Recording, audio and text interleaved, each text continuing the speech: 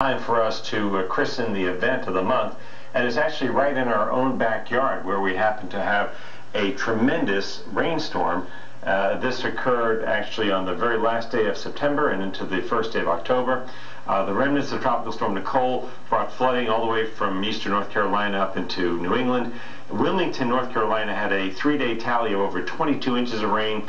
There was a swath about 80 miles wide from the eastern Carolinas into the Catskills at over 6 inches. Even parts of eastern Pennsylvania, a few stations reported more than 9 inches of rain in one day. And fortunately, that was able to alleviate what had been a pretty serious drought growing in the Mid-Atlantic region. Fred?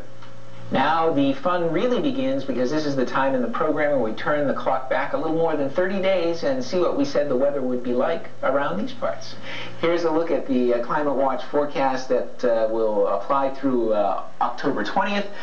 Once again, when you take a look at this jet stream, more of a dip into the eastern part of the U.S.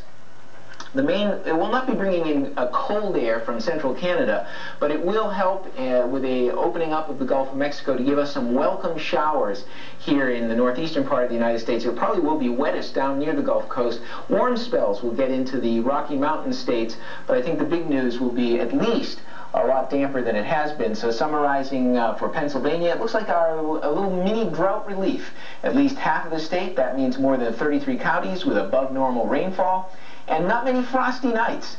And that's good news, valid through October 20th. Well, now this one worked out a lot better than the previous, because the last time we had the opposite forecast, but we were dealing with temperature. Now with precipitation. The past 30 days, all these areas that are in purplish colors are more than 200% of the normal amount of rain during that period. Only the small corridor in northwestern Pennsylvania that was in the orange and yellow colors were less than normal precipitation, so this one worked out just fine. When we look at what we're expecting for the next month or so, 28 days to be precise, we're seeing a very fast flow coming in from the Pacific. It'll be stormy along the west coast, an early start to the wet season. The snows will be piling up. Too bad the Olympics aren't this winter in the Pacific Northwest.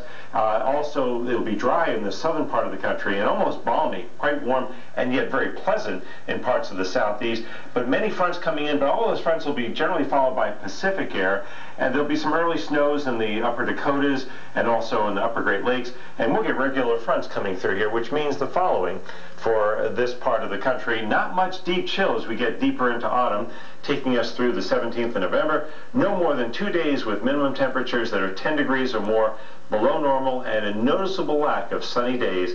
That's not exactly pleasant when we get into November. Indeed.